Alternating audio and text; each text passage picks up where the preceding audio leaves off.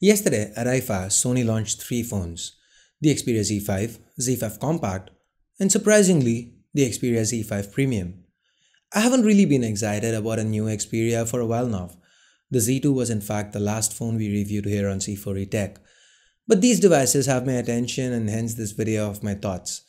Here I'm going to take you through what we know about the devices, what the key differences are, and round this video off with what my take is.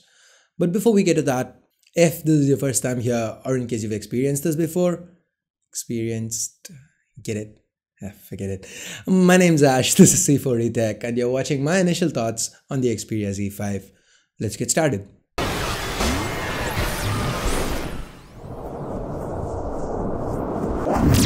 First, let's start with what these three phones have in common. There's a new 23 megapixel camera sensor with an upgrade by ON's image processor that should get you better images. There's also support for 4K video recording. The camera still sits flush with the back. Well, it's not officially announced by Sony. GSM Arena does report that the sensor used is actually a 25 megapixel multi-aspect sensor.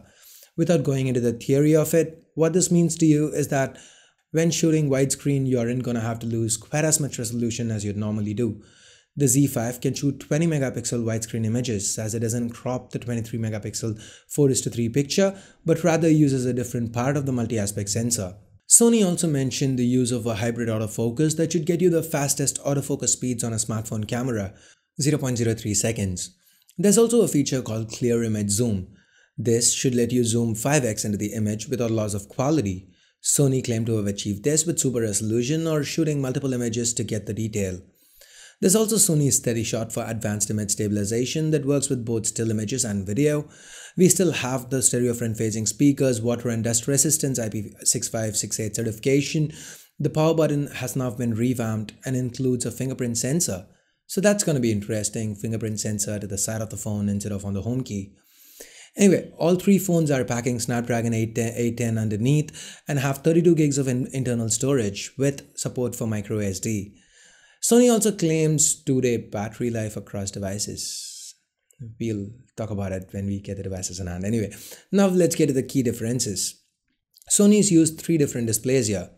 The Xperia Z5 Compact sports the smallest 4.6 inches with a 720p resolution. The Z5 has a larger 5.2-inch Full HD display, and the Z5 Premium a 5.5-inch display with a, wait for it, 4K resolution. That's pure insanity, 806 pixels per inch. Like I said, pure insanity.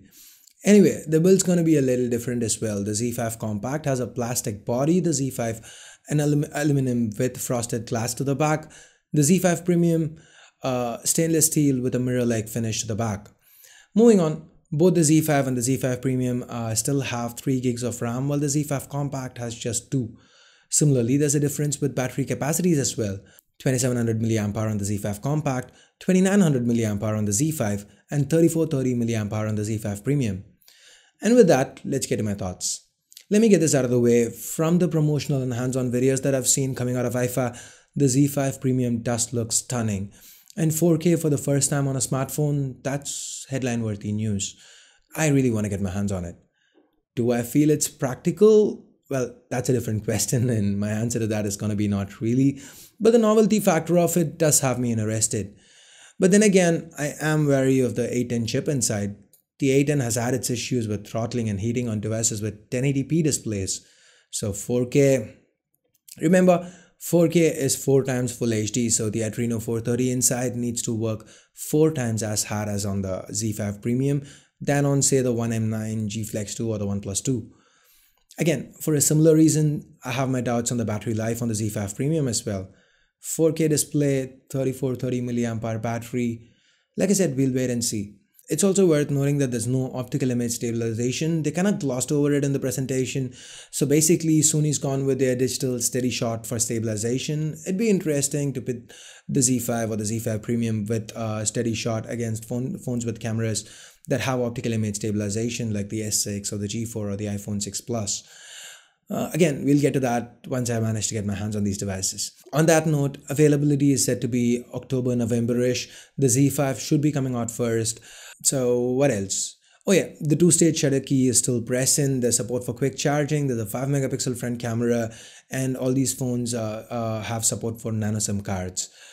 So moving on, while I see most people talking about the Z5 Premium, and like I said, I do like the way it looks and I want to check out that insane 4K display, but I find myself more excited about the Z5 Compact. Sony's been the only major brand who's been intent on providing flagship level internals on devices with sub 5-inch displays. Because barring to an extent the Galaxy Alpha, I can't really recall any Android phone in recent times that sported a sub 5-inch screen but had top of the line internals underneath. Anyway, hope we can get our hands on these soon and we can bring you more coverage. So anyway guys, I guess that's it for this video. You know what to do. It's simple. Thumbs up if you liked it, vote it down if you didn't, hit that subscribe button down below if you want to see more content like this. And if you want to share what you feel about the new Xperias, then there's always the comment section down below. So that's it for now. Thanks a lot for watching. Till next time, this is Ash here from C4E Tech signing off. You guys have a great day. Bye bye now.